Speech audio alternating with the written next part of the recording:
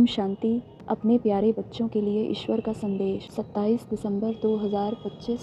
आज की मुरली का टाइटल है, बाबा ने कहा, मीठे बच्चे, तुम्हारे दुख के दिन अब पूरे हुए। तुम अब ऐसी दुनिया में जा रहे हो जहाँ कोई भी अप्राप्त वस्तु नहीं। प्रश्न, किन दो शब्दों का राज तुम्हारी बुद्धि में होने के कारण पुरानी दुनिया से बेहद का वैराग्य रहता है? उत्तर, उतरती कला और चढ़ती कला का राज तुम्हारी बुद्धि में है। तुम जानते हो, आधा कल्प हम उतरते आए, अभी है चढ़ने का समय। बाप आए हैं नर से नारायण बनाने की सत्य नॉलेज देने। हमारे लिए अब कलयुग पूरा हुआ, नई दुनिया में जाना है, इसलिए इससे बेहद का वैराग्य है। गीत धीरज धर मनुआ। ओम शांति। मीठे मीठे रूहानी बच्चों ने गीत सुना। रूहानी बाप बैठ समझाते हैं, यह एक ही पुरुषोत्तम संगम युग है, जबकि कल्प कल्प बाप आकर रूहानी बच्चों को पढ़ाते हैं, राजयोग सिखलाते हैं। बाप रूहानी बच्चों को कहते हैं, मनुआ अर्थात आत्मा, हे आत्मा धीरज धरो। आत्माओं से बात करते हैं।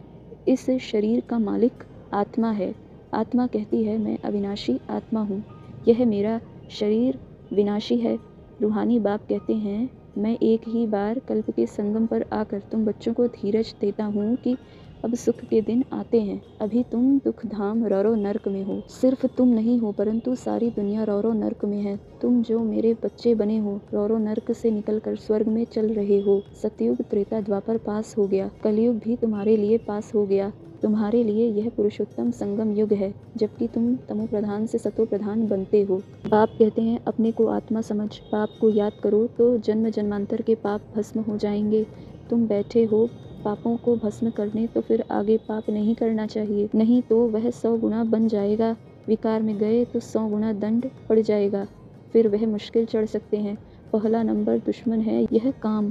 5 मंजिल से गिरेंगे तो हड्डगुड एकदम टूट जाएगी, शायद मर भी जाएं। ऊपर से गिरने से एकदम चकनाचूर हो जाते हैं। बाप से प्रतिज्ञा तोड़ काला मुंह कर किया तो गोया आसुरी दुनिया में चला गया, यहाँ से मर गया। उनको ब्राह्मण भी नहीं, शूद्र कहा जाएगा।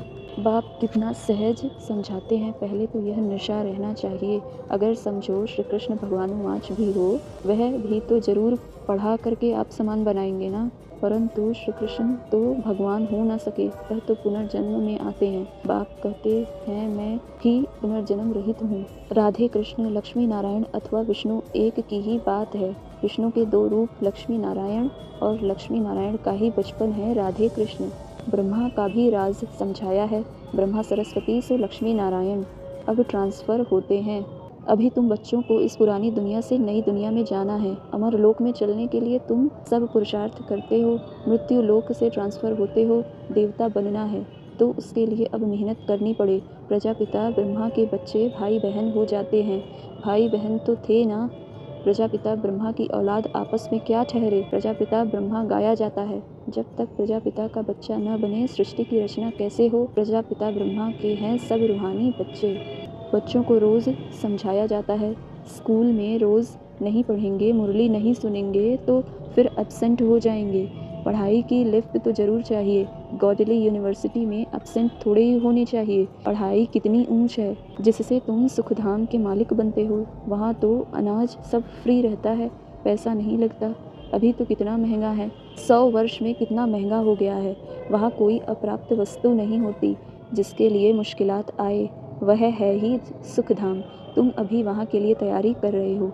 बेगर टू प्रिंस बनते हो। साहूकार लोग अपने को बेगर नहीं समझते। अच्छा, धारणा के लिए मुख्य सार। पहली पॉइंट, बाप से जो संपूर्ण पावन बनने की प्रतिज्ञा की है, इसे तोड़ना नहीं है। बहुत बहुत परहेज रखनी है। अपना चार्ट देखना है, हमारे में कोई अवगुण तो नहीं है।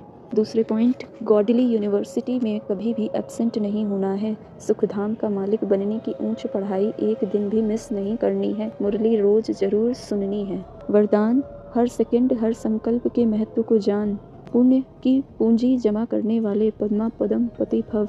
आप पुण्य आत्माओं के संकल्प में इतनी विशेष शक्ति है, जिस शक्ति द्वारा असंभव को संभव कर सकते हो। जैसे आजकल यंत्रों द्वारा रेगिस्तान को हरा भरा कर देते हैं, पहाड़ियों पर फूल उगा देते हैं, ऐसे आप अपने श्रेष्ठ संकल्पों द्वारा ना उम्मीदवार को उम्मीदवार बना सकते हो। सिर्फ हर सेकंड हर संकल्प की वैल्यू को जान, संकल्प और सेकंड को यूज़ कर पुण्य की पूंजी जमा करो। आपके संकल्प की शक्ति इतनी श्रेष्ठ है जो एक संकल्प भी पद्मा पदमपति बना देता है।